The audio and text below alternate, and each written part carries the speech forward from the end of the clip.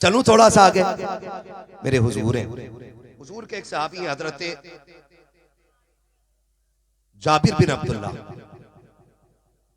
ये हुजूर के सहाबी हैं और हुजूर के बड़े चहीते सहाबी हैं हजरत जाबिर रज़ी अल्लाह तआला। इतने चहीते सहाबी हैं कि मुस्तफा बड़ा प्यार करते हैं इनसे। जब आपके हजरत जाबिर के वालिद एक जंग में शहीद हो गए ना, एक जंग में शहीद हो गए, तो ये हुजूर की बारगाह में आए। हुजूर ने कहा, जाबिर क्या हाल है? अर्ज करते हैं, सरकार आज मैं यतीम हो गया हूं। मेरे नबी ने फरमाया, जाबिर तू यतीम नहीं है, आज से ना तू यतीम नहीं है, मैं तेरे साथ खड़ा हूं। ये नबी ने कहा। और फिर जब बेकरार हुए तो जाबिर कहते हैं, या रसूल अल्लाह मेरे वालिद का हाल बताएं। सरकार ने फरमाया, जब जाबिर शहीद होकर रब की बारगाह में पहुंचे ना तुम्हारे वालिद अब्दुल्ला, तो रब ने पूछा क्या चाहते हो? उन्होंने कहा, मालिक फिर जिंदगी दे, फिर तेरे नाम पे शहीद होना चाहता हूं। तसल्ली मिल गई उनको। यही हजरत जाबिर है। जंग ओहद का मौका है, खंदक का मौका है, खंदक खोदी जा रही है, खंदक खोदी जा रही है। और जब जंगे खंदक हुई थी तो मुसलमानों में ऐसा फाका था, ऐसा फाका था कि पेट से पत्थर बंधे हुए थे, पेट से पत्थर। आज दौलत की कसरत है, आज रिस्क बेशुमार है, आज जितना खाता नहीं उतना फेंक दिया जाता है, इतनी रिस्क की लोग कदर नहीं करते। इस्लाम इस मुश्किल से दौर से गुजरा है कि पेट से पत्थर बंधे हुए। सरकार की बारगाह में से आप आए, हुजूर एक पत्थर आ गया है, टूट नहीं रहा है। मेरे नबी आप आए ना, सरकार ने कुदाल पकड़ा, पहली जरब मारी, एक चिंगारी निकली। हुजूर ने कहा सुभान अल्लाह। दूसरी जरब मारी, फिर कहा चिंगारी निकली, सुभान अल्लाह। तीसरी जरब मारी, फिर चिंगारी निकली, फिर फरमाया सुभान अल्लाह। सहाबा कहते हैं, हुजूर ये क्या बात थी, आप बार बार सुभान अल्लाह कहते रहे? आका फरमाते रहे कि हर जरब पे जिब्रील मुझे खुशखबरी देते गए कि फला फला इलाके मुस्तफा फतह होने वाले हैं। हजरत जाबिर कहते हैं कि जब सरकार ने कुदाल उठाया और आका की कमीज उठी तो पेट से पत्थर बंधा हुआ था। क्या था पेट से? पत्थर। जोर से पेट से पत्थर क्यों बांधते हैं लोग? आज भी फिलिस्तीन में भूखे पेट से पत्थर बांध रहे हैं, आज भी बच्चों के पेट से पत्थर बंधे फिलिस्तीन में। पेट से पत्थर बांधने की वजह यह होती है कि जब पेट खाली होता है ना और वो कमर से चिपकता है तो भूख कम लगती है, और जब दूर होता है तो भूख ज्यादा लगती है। इसलिए हुजूर और सहाबा पेट से पत्थर बांध लेते थे ताकि भूख का एहसास ज्यादा ना हो। सरकार के पेट से 2 पत्थर बंधे हुए हैं। हजरत जाबिर ने देखा सारे सहाबा के पेट से एक एक पत्थर बंधा हुआ है, मेरे सरकार के पेट से 2 पत्थर बंधे हुए हैं। बेकरार हो गए, घर दौड़ के आ जाते हैं, अपनी शरीक हयात को आवाज दे के कहते हैं, मेरी शरीक हयात जरा सुनो तो सही। का बात क्या है? का मैंने सरकार का आज फाका देखा है, मेरे आका के शिकम से 2 पत्थर बंधे हुए हैं, हमने एक एक पत्थर बांधा है, सरकार के पेट पे 2 पत्थर है। मेरी शरीक हयात, मैं सरकार की दावत करना चाहता हूं, कुछ हो तो बता दिया जाए। हजरत जाबिर की बीवी रोने लग जाती है, कहती मेरे सरताज, मेरे घर का 3 दिन का फाका है, हमने बच्चों को कुछ नहीं खिलाया है, अगर कुछ होता तो बच्चों को खिला दिया जाता, मेरे सरताज क्या किया जाए? हजरत जाबिर खड़े हैं, निगाह डाल के क्या देखते हैं? आपके घर के अंदर एक 6 माह का बकरी का बच्चा मौजूद था। कहते मेरी शरीक हयात, अगर इसी को काट लिया जाए, इसका गोश्त बना दिया जाए तो सरकार की भूख के लिए काफी हो जाएगा। बीवी हजरत जाबिर की थी, सहाबिया थी, अर्ज करती है मेरे सरताज, अगर आप ये चाहते हैं तो बहुत अच्छा फैसला है, चाहिए मैं इसका इंतजाम करती हूँ, आप जाके सरकार की दावत कर दीजिए। हजरत जाबिर ने बच्चे को ज़िबा किया है, गोश्त बनाया, तोड़े तोड़े सरकार की बारगाह में आते हैं, अर्ज करते हैं मेरे सरकार आपकी दावत आज मेरे घर पे है। जैसी हजरत जाबिर ने इतना कहा है, मुस्तफा ने सर उठाया है और जिधर जिधर लोग गड्ढे खोद रखे थे, खंदक खोदने वाली जमात की तरफ मेरे आका ने देख के कहा था, मेरे सहाबा तुम्हारी भी दावत है, मेरे सहाबा तुम्हारी भी दावत है, मेरे सहाबा तुम्हारी भी दावत है। जब सरकार ने दावत की तो 1-2 की नहीं 1500 की दावत हो जा रही है। और जमा का बकरी का बच्चा है, हजरत जाबिर कभी हुजूर को देख रहे हैं, कभी उन लोगों को देख रहे हैं जिनकी दावत कर दी गई है। तोड़े तोड़े घर आए, का शरीक हयात गजब हो गया है, का क्या हुआ? का मैंने आका की दावत की थी, सरकार ने 1500 सहाबा की दावत कर दी है, अब क्या होगा? बीवी भी सहाबिया थी और मुस्तफा के दर की परवरदा। बीवी ने कहा बता मेरे सरताज तुमने किसकी दावत की थी? कहा मैंने मुस्तफा की दावत की थी। और कहा 1500 की दावत किसने की है? कहा वो मुस्तफा ने की है। तो बीवी ने कहा सुनो तुम हुजूर को खिलाओ, 1500 को हुजूर खुद खिला के दिखा दे। माशाअल्लाह, नारे तकबीर, नारे रिसालत, नारे गौसियत, मसलके आला हजरत मुफ्ती हम्माद रजा साहिब क़िबला, सीरत मुस्तफ़ा कॉन्फ्रेंस। सुभान अल्लाह, सुभान अल्लाह, माशाअल्लाह। अर्ज करती मेरे सरताज जिनकी दावत आपने की आप उनकी फिक्र करें, और जिनकी दावत हुजूर ने की है उनका इंतजाम हुजूर कर देंगे। जाइए बेफिक्री से सरकार को बुला लाइए। अब देखें वो सरकार को बुलाने आए, हुजूर खाना तैयार है। सरकार ने फरमाया सारे चलो, जाबिर के घर दावत हो गई है। सुभान अल्लाह। सारे सहाबा आ गए। हजरत जाबिर का घर इतना बड़ा था कि उसमें 10 लोगों से ज्यादा नहीं आ सकते थे। एक वक्त में एक साथ में 10 लोगों से ज्यादा नहीं आ सकते थे। मेरे हुजूर 1500 को लेके गए। बाज मुफस्सिरीन ने लिखा है हुजूर जिधर निकाह डालते थे दीवार पीछे हटती चली जाती थी। सुभान अल्लाह, माशाअल्लाह। 1500 हजरत जाबिर के 10 घर 10 लोगों के हिस्से के मकान में आ गए। हाँ, और फिर हुजूर ने फरमाया सुनो जाबिर बीवी से कह देना जब तक मैं ना आ जाऊं रोटी ना बनाए, आटा गूंद के रख ले, और जब तक मैं ना कहूं खाना शुरू न किया जाए। हुजूर 1500 सहाबा को लेकर के आए। अंदर आए। सरकार ने फरमाया कहाँ है बच्ची मेरी? बीवी ने हजरत जाबिर की कहा आए सरकार। हुजूर किचन में तशरीफ लाए। कहा वो गोश्त की तरह जो बनाया है। हुजूर ने हांडी का मुंह खोला, लुआब डाला, फरमाया खिलाते रहो खत्म नहीं होने वाला है। सुभान अल्लाह, माशाअल्लाह। और जो आटा गूंदा रखा था हुजूर ने उसमें ना लुआब मिला दिया। कहा अब रोटी बनाओ। और सरकार ने फरमाया सहाबा से 10-10 करके आते जाओ और खाते जाओ। 10-10 करके 1500 सहाबा खा गए और खाना खत्म नहीं हुआ।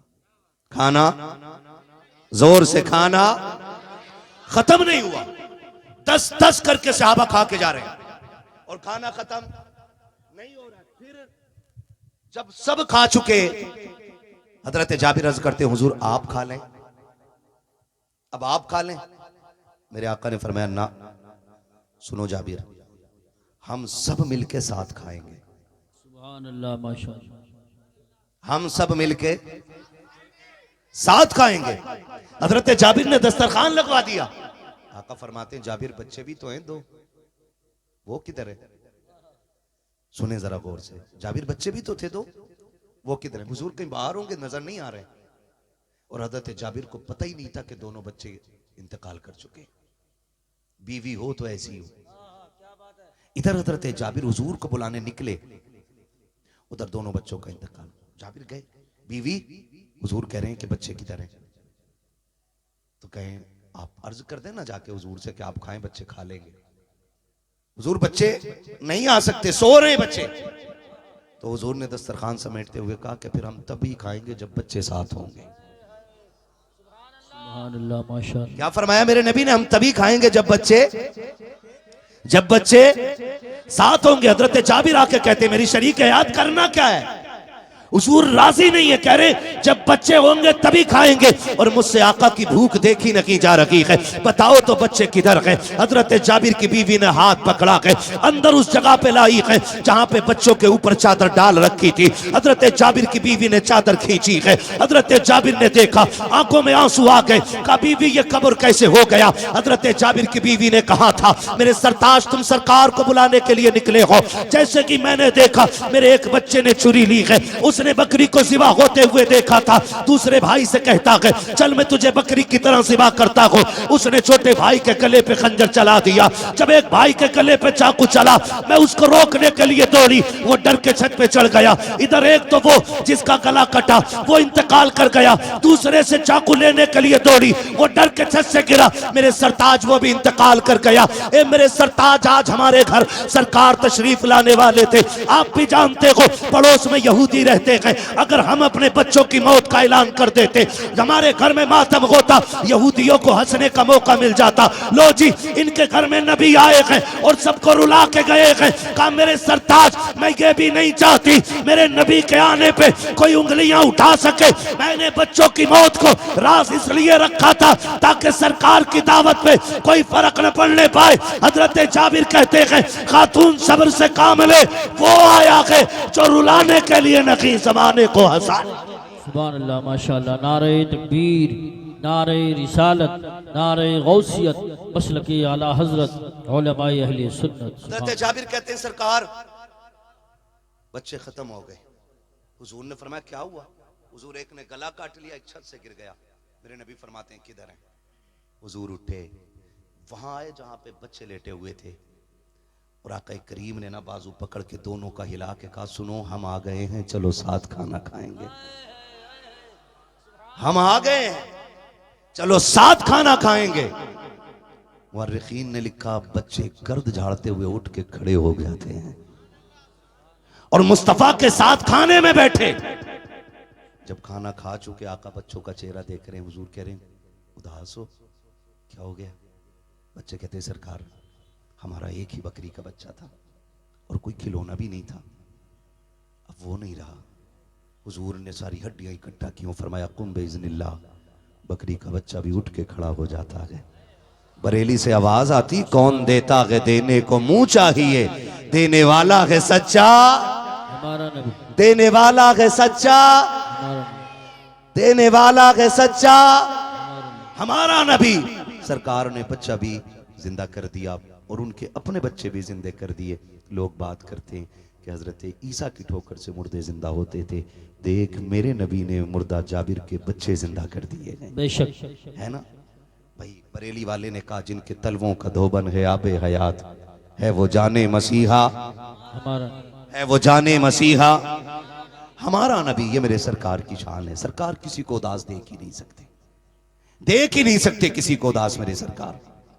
और खुदा की कसम ये शान अल्लाह ने हुजूर ही को अता फरमाई, बेशक ये सिर्फ हुजूर को अता फरमाई है। एक दिन ना हजरत अली आए, वो घर उदास होकर बैठ गए।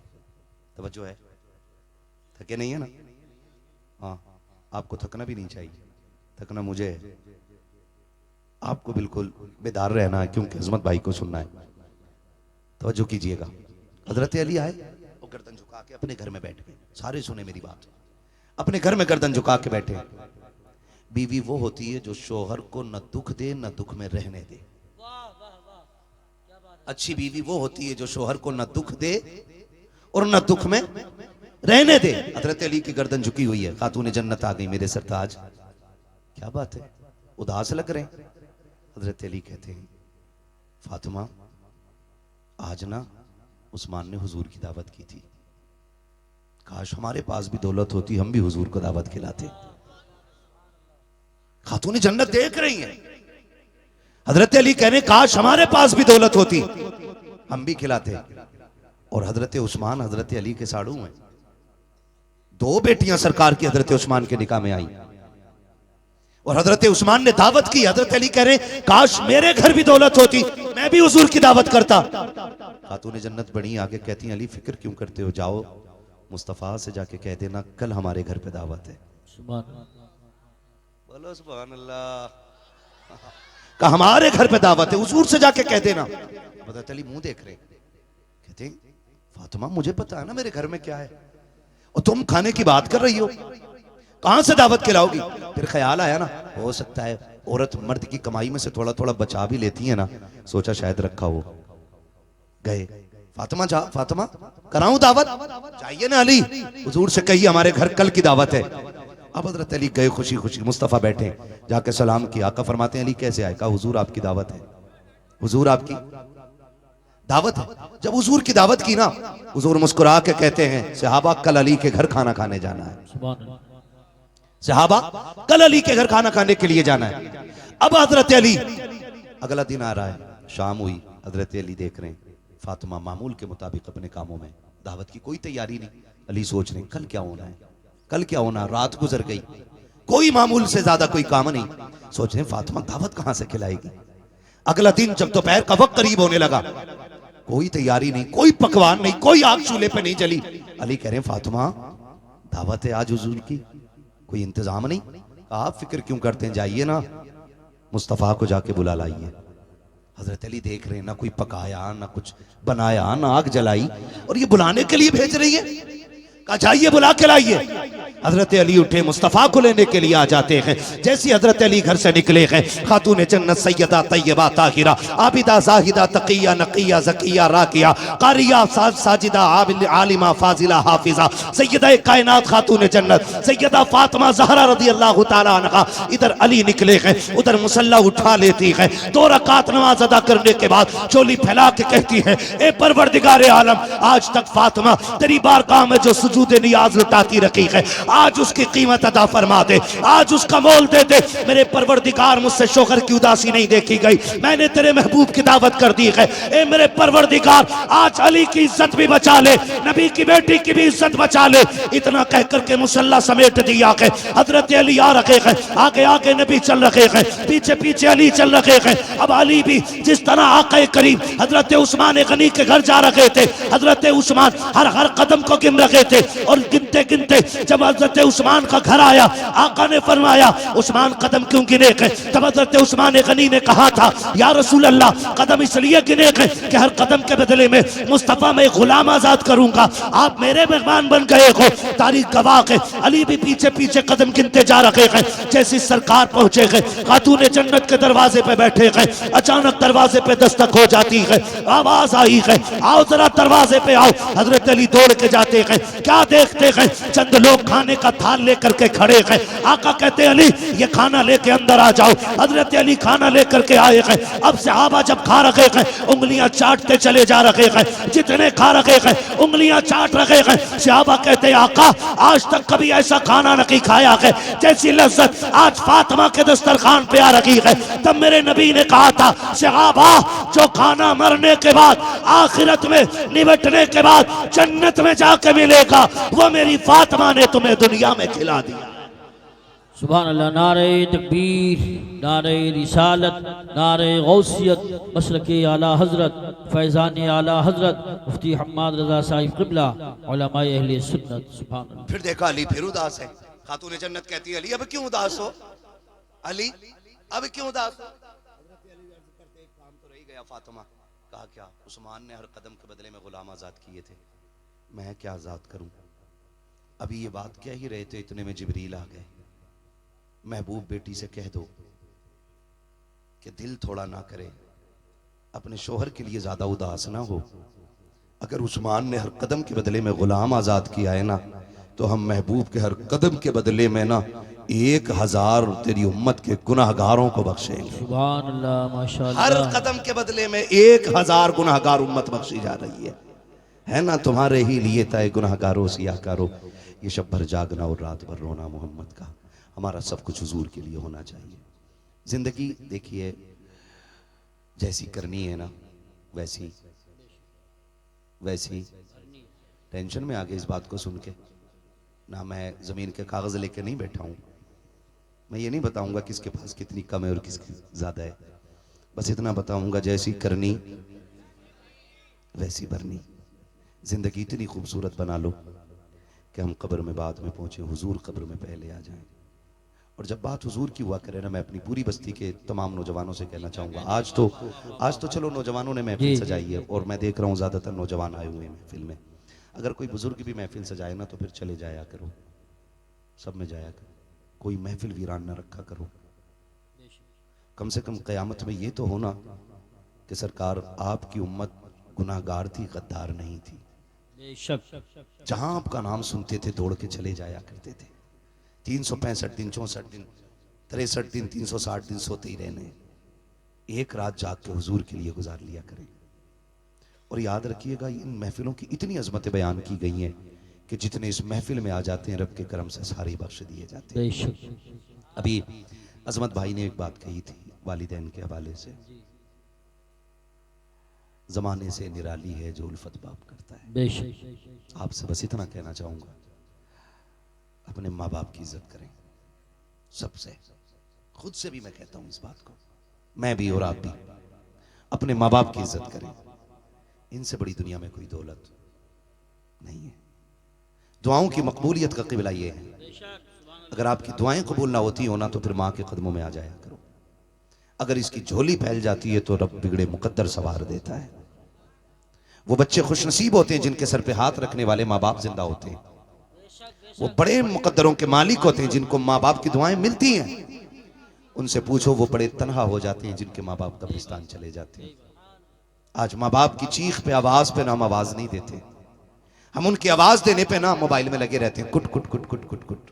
वो कहते पानी ला दे, कह रहा अभी आया अभी आया अभी आया ना।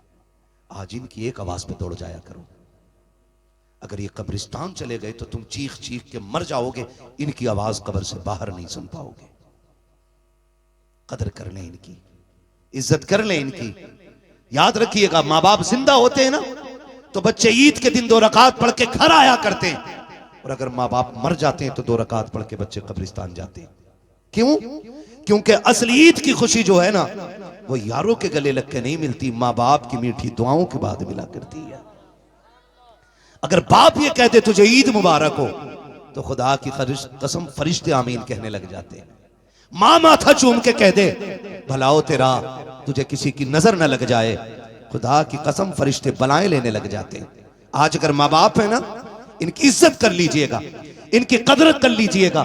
कारी यूसुफ साहब कबिला ने अभी जिक्र किया, वालिदा नहीं रही, अल्लाह इनकी वालिदा को बेहिसाब जन्नतुल फिरदौस नसीब फरमाए, और हम में से जिनके वालिदैन बाहयात हैं अल्लाह उनको भी अपने महबूब के सदक़े में जन्नती बना दे। कह दो आमीन। नाराज हो अम्मा अब्बा के नाम पे?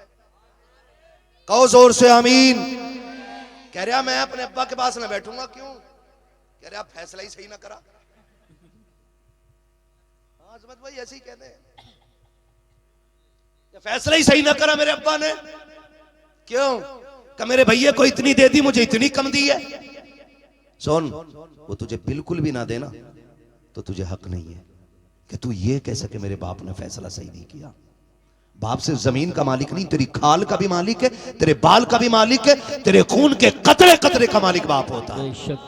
तू होता कौन है ये कहने वाला कि मेरे बाप ने गलत फैसला किया है? वो सुन, अगर तुझे लगता है ना इंसाफ ना भी हुआ है, गर्दन झुका के ना तस्लीम कर ले। खुदा उसकी मर्जी से लेने में तुझे इतना देगा कि तेरी 7 पुश्तों से खाया नहीं जाएगा, मगर शर्त यह है कि बाप के फैसले को दुरुस्त माना जाए। मानेंगे इंशाअल्लाह? मानेंगे इंशाअल्लाह? हाँ जी, वालिदैन जो फैसला कर दें उसे तस्लीम कर लिया करो, उनकी इज्जत किया करो, उनकी कदर किया करो। और एक बात, आखिरी बात, देखिए जाना तो सभी को है, कभी बाप पहले चला जाता है और कभी, बोले कभी, आप क्यों नहीं बोल रहे? टेंशन में आ गया। कभी बाप पहले चला जाता और कभी, असल में ये पाइप ही बहुत गलत जगह आ गया। हाँ। कभी बाप पहले चला जाता और कभी मां पहले चली जाती। अब दोनों की कंडीशंस बिल्कुल अलग है। बाप अगर पहले चला जाए ना तो मां को मोहताज बना देती है औलाद, टुकड़े टुकड़े को तरसा देती है औलाद। और अगर मां पहले चली जाए ना तो बाप की मिट्टी पलीत कर देती है औलाद। दोनों पहलू किसी की जिंदगी में भी आ सकते हैं, पहले मां भी जा सकती है और पहले बाप भी जा सकता है। अगर मां पहले चली जाए ना तो फिर बाप के नौकर बन जाना, उसे कभी आवाज देने का मौका मत देना, उसको इतना प्यार देना, इतनी इज्जत देना कि वो तन्हाई में भी हाथ उठाए करे तो कहा करे अल्लाह मेरी औलाद की जैसी सबकी औलाद हो जाए। और अगर बाप पहले चला जाए तो फिर मां रह जाती है। हैरत होती है, एक मां 8-10 बच्चों को पाल लेती है, 6-6, 8-8 बेटे एक मां पाल लेती है, और 8 बेटों से मिलकर एक मां नहीं पाली जाती। बड़ा दुख होता है, तकलीफ होती है। बड़ा खुशनसीब है वो बंदा जिसके हिस्से में मां आ जाती है। सबसे खुशनसीब वो बंदा है जिसके हिस्से में मां आ जाती है, इसलिए कि जिधर मां होती है उधर ही रब के करम की निगाह होती है। ख्याल कीजिएगा, अगर बंटवारे का कभी नंबर भी आना तो जमीन छोड़नी पड़े तो छोड़ दो, मकान छोड़ना पड़े तो छोड़ दो, मां ले लो। इसलिए कि जितनी छोड़ के आए हो वो एक बार दुआ कर देगी तो उसकी 10 गुना अल्लाह तेरे थूक से पैदा कर देगा। इज्जत कीजिएगा, कदर कीजिएगा। अगर बाप के इंतकाल के बाद मां ने कब्रिस्तान की तरफ मुंह करके रो के इतना कह दिया, हाय किधर छोड़ के चला गया, मुझे भी साथ ले जाता, मुझे किन बेगैरतों में छोड़ के गया है, जहां तो टुकड़े इज्जत के नहीं मिल रहे, खुदा की कसम अगर मां ने रो के इतना कह दिया काबे में जाके मर जाना, ना तुझसे खुदा राजी होगा ना मुस्तफा राजी होगा। बेशक बेशक बेशक। ख्याल करना मां की आंख में आंसू ना आने पाए बाप के इंतकाल के बाद, मां रो के ये ना कहने पाए, हाय किधर जाके तू मुझे छोड़ के बस गया, मुझे कहां छोड़ के चला गया।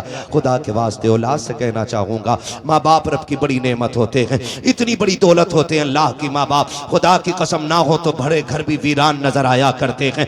एक चारपाई मेरे दादा की उठी थी एक बरामदे के अंदर से, आज तक वो जगह खाली नजर आती है। तब पता चलता कि बड़े बूढ़ों की कदर क्या होती है। आज बड़ी आसानी से चारपाई इधर से उधर कर देते हो और ख्याल ये रखते हो कि ये चारपाई हट जाएगी तो 2 कमरों का मालिक हो जाऊंगा, 3 कमरों का मालिक हो जाऊंगा, 4 कमरों का मालिक हो जाऊंगा। खुदा की कसम जिस दिन इस बाप की चारपाई उठ गई, माँ की चारपाई उठ गई, भले तेरा सहन तो चौड़ा हो जाएगा, चारपाई की जगह तो बढ़ जाएगी, लेकिन तुझे अपना घर कब्रिस्तान नजर आएगा। इसलिए कि आते जाते जो टोकते हुए डांटते हुए तुझे दुआएं दे सकता है, वो माँ बाप के अलावा कोई दूसरा नहीं हो सकता। बेशक बेशक। इसलिए हर एक से गुजारिश है, हर एक से गुजारिश है, अपने माँ बाप की इज्जत करने करेंगे इंशाल्लाह, करेंगे इंशाल्लाह। वैसे तो अल्लाह का शुक्र है हमारे गांव में ऐसी शिकायतें नहीं मिलती हैं, अक्सर लोग माँ बाप की खिदमत करने वाले हैं। हाँ, लेकिन फिर भी एडवांस के तौर पे मैंने ये बात बता दी। लेकिन इतना तो जरूर है ना, अभी भी देखा हमने, अभी भी देखा शब बरात में हम जा रहे हैं ना, तो तब भी हमारे गांव के लोग लड़के ना पटपटिया से इधर उधर निकल रहे थे। हाँ, पटपटिया से इधर उधर भागे फिर रहे थे। कोशिश कीजिएगा कि शब बरात में ना अपनी बस्ती में रहिए और अपनी मस्जिदों को आबाद रखिए, अल्लाह से तो तौबा करते रहिएगा। और मैं तो जानता हूं कि सबसे खुशनसीब वो बंदा होता है जिसे शब बरात भी मिले, माँ बाप का साथ भी मिले। शब बरात में माँ बाप अगर दुआ दे दें बेटे को और मगफिरत की दुआ मांग लें तो अल्लाह गुनाहगार को भी जन्नती बना देता है। अल्लाह ने ये दिन दिया तो इंशाल्लाह माँ बाप के साथ अगली शब बरात में दुआ करेंगे, करेंगे इंशाल्लाह। अभी शब कद्र भी आने वाली है तो उसमें माँ बाप से दुआएं ले लेंगे। अल्लाह करीम हम सबको मुस्तफ़ा जान रहमत की तरीक़ों पे अमल की तौफीक अता फरमाए। और जिन नौजवानों ने ये महफिल सजाई है, मौला करीम उन जवानों को दिन दुनी रात चौगनी तरक्की अता फरमाए। सजदे की फरमाइश अपने गांव में भी सुना ना, सुना दे, बोलो जरा सुभान अल्लाह। आशिम भाई जरा इसको थोड़ा रिपीट दे दो और थोड़ी आवाज भी दे देना, बोले जरा सुभान अल्लाह। सुनो भाई बड़े बूढ़ो, कहते सुभान अल्लाह इसलिए नहीं कह रहे हो कि सब जमींदार बैठे हो, ये अलग बात है, खामोश खड़े रहते हैं, फिर भी जो लोग बड़े हैं वो बड़े रहते हैं। ऐसे असलाफ से मिलता है हमारा शजरा जिनके कदमों में कई ताज पड़े रहते हैं, है ना जी। तो बहुत बड़े लोग